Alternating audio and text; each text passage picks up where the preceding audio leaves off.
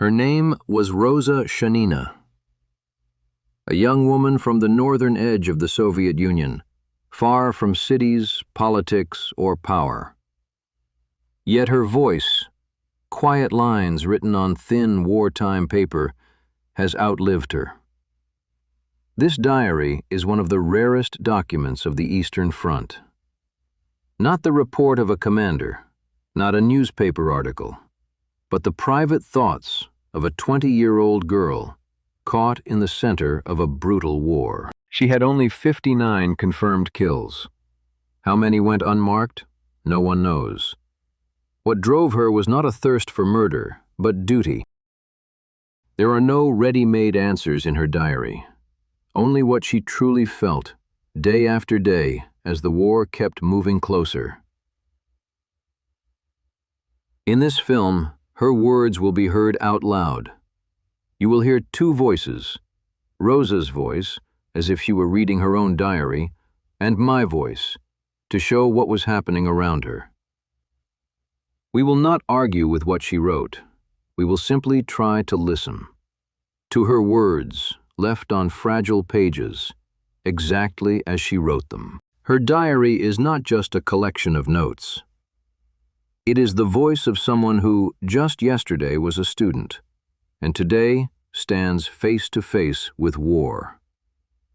There are no grand declarations in these pages, only honesty and a quiet attempt to understand what is happening to her. And this is where her story begins. Roza was born into a large family, 7 children, a small northern house, and a life where everyone learned independence early. In her village, the future felt limited. Work, household duties, familiar roles. But Roza never fit into these boundaries. I felt that if I stayed here, I would never discover who I really am. I loved my family. But this village pressed on me like clothing that was too tight. At the age of 14, she did something few in her village dared to do. She left home alone, determined to enter a pedagogical college. It was her first step toward a life of her own. Moving to the city became Roza's first real trial. She found herself alone, without her family's support, but instead of breaking her, it strengthened her. At the pedagogical college, she stood out quickly, smart, determined, independent. She took any work she could find to avoid relying on her family, and she studied better than most. In the city, for the first time, I felt I could live the way I wanted. No one told me who I must become. Only work and my own choices. Sometimes it was very hard, but each day I felt myself growing stronger. This independence, the ability to move forward even when it was difficult, would become the defining strength of her character, the strength that would later shape her path. When the war began, life in the city changed almost immediately. There were lines, anxious conversations, and letters from the front, sometimes the last ones. Roza watched classmates volunteer, saw clubs close, saw lectures interrupted by mobilization notices. The quiet routine she knew was disappearing. It felt as if the city had become heavier. Every conversation was about the war. Every look carried the fear of bad news. I didn't know what would happen next, but I felt that the life we had before was already gone. This growing tension was the first step toward the changes that would soon reach her personally. By late 1941, the changes became personal. A death notice arrived at the Shannons' home. Roza's brother, Mikhail, had been killed at the front. For the large family, it was a heavy grief, but for Roza, it was the moment when the war entered her life completely. When we learned about Mikhail, I stared at the paper for a long time, not understanding how a piece of paper could replace a person. I was afraid, but even stronger was the emptiness, as if something in the world had changed forever. It seemed to me that if the war takes the best, I have no right to stand aside. This loss marked a turning point. From then on, the thought that she must be useful became almost a duty for her. After her brother's death, Roza submitted her first request to join the front. She was refused. Too young, too needed in the rear. She applied again, and again the answer was no. Wrote another request. They said, "Wait." Waiting is hard. I work at the orphanage. The children cling to me, hug me. I love them. But inside, it's still uneasy. I feel there are fewer people there than here. I don't know if it's right, but the thought is the same. I have to try. Her persistence did not go unnoticed, and one day a reply arrived. Roza was to be sent to the Women's Sniper School. In the summer of 1943, after months of waiting and several refusals, 19-year-old Roza Shanina finally received an answer. She was being sent to the Central Women's Sniper Training School. By then, the war had become long and brutal. Losses were rising, and the front desperately needed trained marksmen. The decision to open sniper schools for women was not accidental. Women showed remarkable endurance and precision in marksmanship.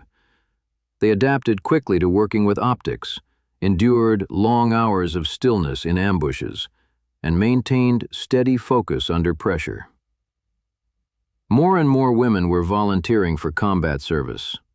For them, special courses were created, courses that would become one of the most recognized female military programs of the war. Among these new trainees was a 19-year-old girl from a small northern village, Roza Shanina. The sniper school greeted Roza harshly. Formations, roll calls, commanders, strict routines. There was no time to adjust. Each day began with morning drills and ended with exhausting training. Discipline was severe. Mistakes were not tolerated. Training, from physical exercises to rifle work, was led by veterans of the front. First day, hard, cold, hands shaking, rifle heavy. Girls are different. Some smile, some quiet. I am quiet too. Commander strict. Said, if we cannot endure, we will leave ourselves. I decided, I will endure. Despite the hardships, Roza soon stood out among the trainees.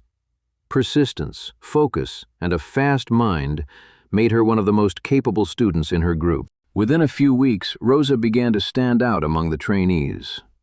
She learned to work with the scope quickly, held her aim steady, and endured long periods of stillness without complaint.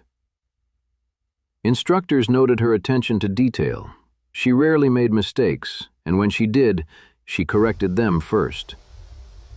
Shot better today. 3 times. Almost the same spot. Commander looked and nodded. Said nothing. But I understood. Good. Need to work more. Hands shake less, breathing steadier. If I try, I can do it. Her early successes did not make her confident. They made her work even harder, knowing this was only the beginning. The Women's Sniper School was not only about training. Small communities formed here. They quarreled, reconciled, shared their last letters and their rare moments of laughter. Each girl carried her own story. Some had lost a brother, some volunteered, some wanted to prove they were no weaker than men. The dorm is noisy.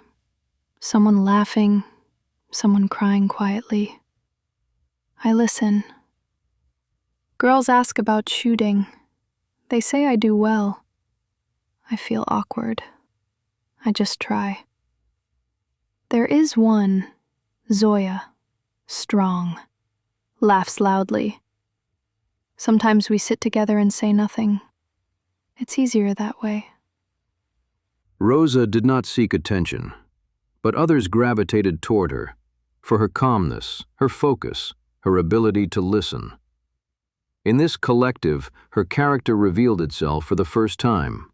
Quiet but steady, demanding of herself, kind to others. After several months, it was time for the first examination. A field, distant targets, instructors, and a silence in which you hear your own breath. For the trainees, it was a test not of strength, but of endurance. The ability to stay calm when every second stretches endlessly. Lay down on the position, cold in the ground, breathing slow. Target far, very far. Looks like a small dot. Commander said, "Don't rush." I can't anyway. Hands quiet, thoughts too. Fired. Felt it right away. Correct. As if the body knew itself. We checked. Hit exactly. I said nothing, just nodded. This first shot mattered not to the school, but to her. For the first time, Roza felt she could become a sniper not because she wanted to, but because she could. It's in the spring of 1944. The trainees of the Central Women's Sniper School completed their 8 months of training. During this time, they became more than students. They became close. They shared cold, marches, shooting drills, arguments, and reconciliations. Now they were being sent to different units. Some together, most alone. And that separation was harder than any exam. Graduation today. Standing in formation. Sun, wind, dry ground. Girls smiling, but eyes sad. We got used to each other. Zoya said, "If they split us, right." I nodded. No need for many words.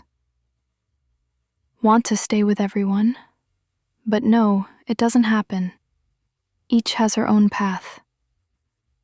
Wrote home, wrote simply, finished training, leaving soon. Didn't write about the goodbyes. That is ours.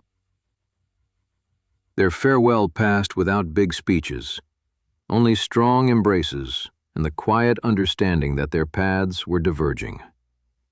In a few days, Roza would leave for the front, where everything she learned would become real. This is just the beginning of Roza Shanina's journey. From Siberian girl to sniper elite. Bloody front lines and 59 Nazis await in Part 2. Full 55-minute movie already on channel. Link below. Subscribe, and for more Eastern Front diaries.